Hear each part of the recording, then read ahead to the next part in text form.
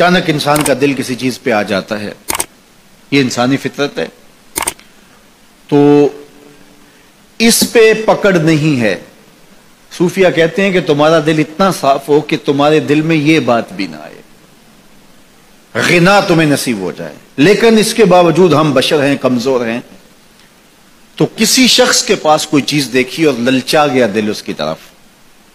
اور پھر اس کو حاصل کرنے کے لیے کوشش میں، تردد میں لگ گیا، دل میں خیال بھی آتے ہیں، وسوسے بھی آتے ہیں، اور ایسی ایسی خواہشات جنم لیتی ہیں کہ انسان خود اپنے پہ ہنستا ہے، لیکن ایسی خواہشات جس کی اتباع میں چل پڑا، جس کی خواہش میں چل پڑا، تو یہ ہلاک کر دینے والی چیز ہے۔ آرزو کا پیدا ہو جانا، حتیٰ کہ آرزو تو آرزو رہی، وسوسے کے پیدا ہو جانے پر بھی پکڑ نہیں ہے اگر اس کی اتباع نہ کی جائے۔ صحابہ نے حضور سے عرض کیا، حضور ہمیں ایسے وسوسے آتے ہیں کہ اگر ہم بیان کر دیں تو قتل کر دیے جائیں، اتنا غلیظ خیال باز کا انسان کے دل کی تختی پہ آتا ہے، دماغ کی سکرین پہ ابھرتا ہے۔ تو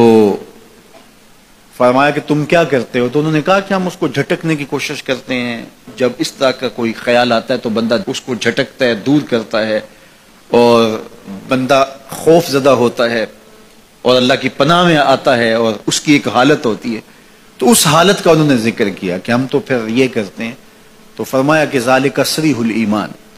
یہ تمہارے واضح ایمان کی علامت ہے کہ اس وسوسے کے بعد جو تمہاری طبیعت میں بے چینی اور بیزاری پیدا ہوئی، اور اس کو دھکیلنے کے لیے، اس کو خیال سے ہٹانے کے لیے، اس کو تصورات سے دور کرنے کے لیے جو تم نے کوشش کی، یہ تمہارا ایمان تھا جو کھڑا ہوا، اور تم اس سے بچنے کی کوشش کرتے ہو، تو یہ تمہارے ایمان کی علامت ہے۔ تو خالی وسوسہ اگر کتنا ہی غلیظ کیوں نہ ہو، اگر اس وسوسے کو خیال کا حصہ بنا کے اس سوچ کو لذت کا سبب نہ بنا لیا جائے، حتیٰ کہ غیر محرم کے اوپر آپ کی نظر پڑ گئی، تو فرمایا النظرۃ الاولی لک والثانیۃ علیک، جو پہلی نظر تجھے حاصل ہوئی تو وہ تیرے لیے ہے، لیکن اگر تو نے نظر کا تتبع کیا اور پھر تیری نظر نے دوبارہ پیچھا کیا تو وہ تیرے اوپر وبال بن جائے گی۔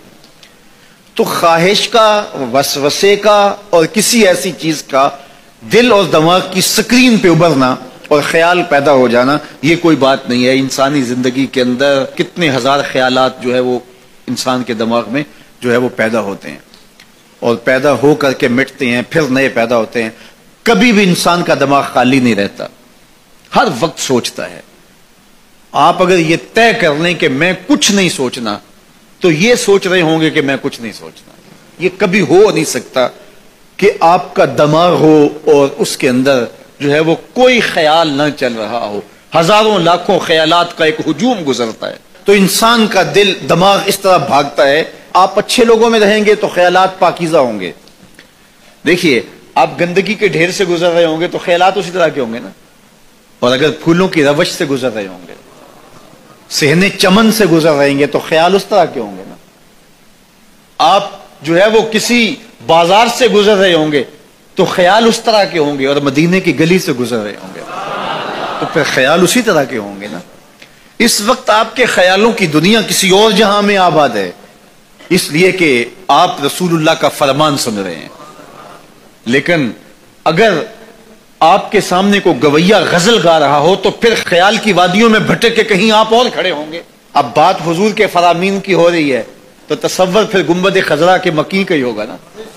تصور تو پھر شہر حبیب کا ہی ہوگا۔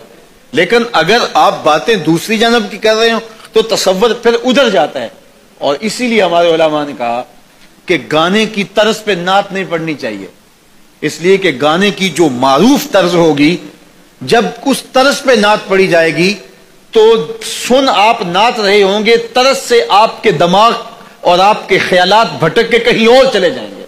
اس لیے یہ گوارا ہی نہیں ہے کہ ذکر رسول اللہ کا اور خیال کہیں اور جا رہا ہو، خیال آوارہ ہو اور بھٹک رہا ہو۔ جب تذکرہ حضور کا ہو رہا ہو تو خیال بھی گنبد خضرا کے مکی کا ہی ہونا چاہیے۔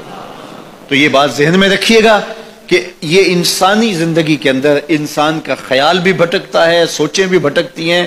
دل میں بھی کئی کچھ آتا ہے، لیکن پکڑ اور گرفت اس وقت ہوتی ہے جب انسان اس خیال پہ اپنے آپ کو اس راہ پہ ڈال دیتا ہے. لالچ کا پیدا ہونا بھی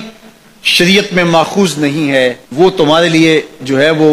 وبال تب بنے گی جب تم اس کی اتباع کرنے لگ جاؤ گے, اس خواہش کے پیچھے لگ جاؤ گے.